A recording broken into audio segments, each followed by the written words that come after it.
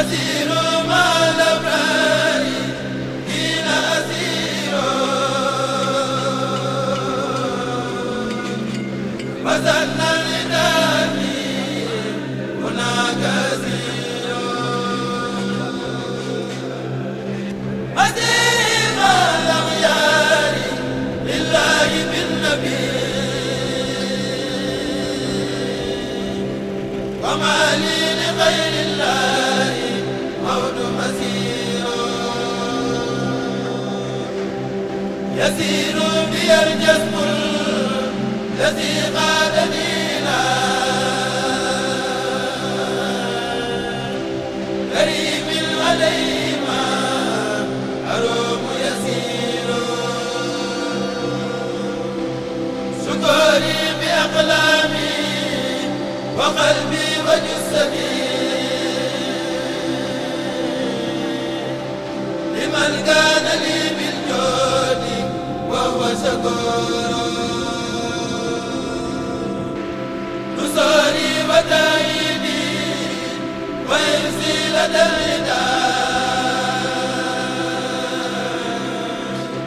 من الواسع الوهاب وهو نصير أميري لدى سيري وموسي وسيلتي قديما له وهو القديم يمير وجاري على الوهاب جل تكرما على خدمة yéen mbokk yi di yéen mbokk taalibe yi ñu ngi fii ci suuti jàmmulaay bi di waajal ñaari rakk julli programme bu tey bi nag maam Cheikh Ibrahima Fall lañ ko tuddee tey jii li ñu jàppoon mooy def durus bi waa Hizbut Tarqiyyah ña nga fa ña nga ca baas ba commencé nañu jàng xasida yi ak alxuraan ji ñu war a jàng ak li nga xamante ni mooy programme ngoon bi nga xamante ni buñ ci yàlla dimbalee durus bi day continuer dem waaye it xalif général day Baye Fall dafay ñëw ñu war koo recevoir fii ci site bi waaw bu ñëwee nag boo toog ba mboolem bi toog ba ñu waxtaan def li ñu wax war a waxtaan ba noppi guddi gi nag dañuy fanaan Zikrullaah bu bët set suba nag mooy bis bi nga xamante ni moom la ñuy màggal muy bis bi nga xamante ni Sëñ Tuubaa julli woon ci digg géej gi waaw bu ñu xëyee suba ni ñu ko doon defee rek maanaam dañuy wàccee dañuy durus jàng alxuraan ba midi suñu yàlla dimbalee bu ñu egsee ba ci ngoon si ñu ji di tàkkusaan ki nga xamante ni moo ko jiite mooy imaamu Touba bi di sëñ Fallou Mbacké Abdou Khadr incha allah rabbi su ko defee ñu def suñu cérémonie officielle bi waaw ñu ngi woon nag mbokk jullit yëpp mbokk taalibe yëpp waaw ren nag dafa am événement boo li ci nga xamante ni moo ci gën a am solo mooy sëñ Muntaxa bi mu jëlee soxna Soodu Xuma jiital ko ci mbir mi daf cee taftal waa Hizbut Tarqiyyah yi ba wax dëgg yàlla depuis bi avant magal bi liggéey bi commencé ba léegi bi liggéey jibee ba léegi ñoom tooguñu noppaluwuñu ñu ngi ànd ak ñu ci liggéey bi macha allah lépp mat na tubaarkalla waaw.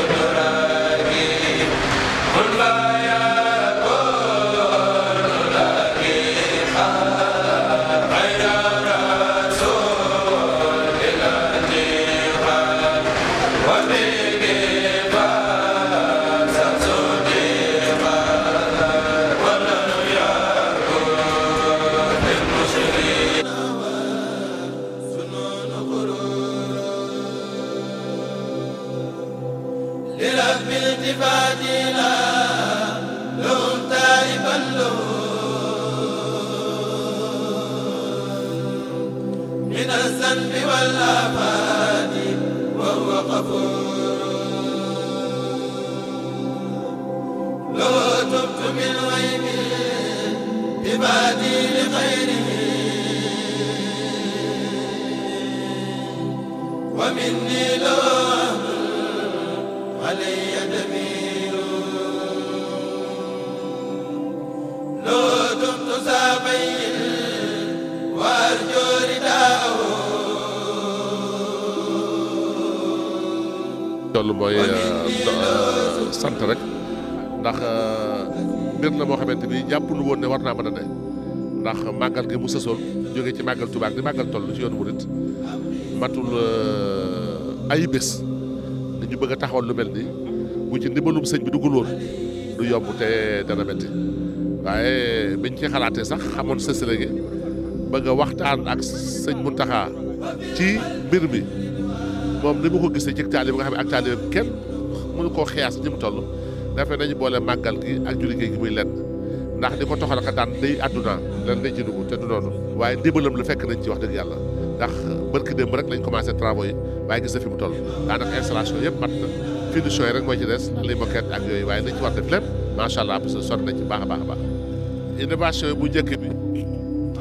ñaar la mooy entité bu toll ne Hizbut Tarqiyyah ak li mu représenté ci yoonu murit ñëw ñu àndandoo liggéey bi loolu innovation la ndax touche bi ci indi wax dëgg yàlla touche la boo xamante ni yombul te seen professionnalisme seenu taalibe seen savoir faire ak seenu xam dafay loo xamante bi kuy murit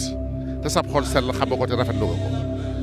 moo tax bi ñu koy indi ci touche boo xamante bi wax yaa innovation la deuxième innovation yi mooy di ko soxna Soxna Xuma jiite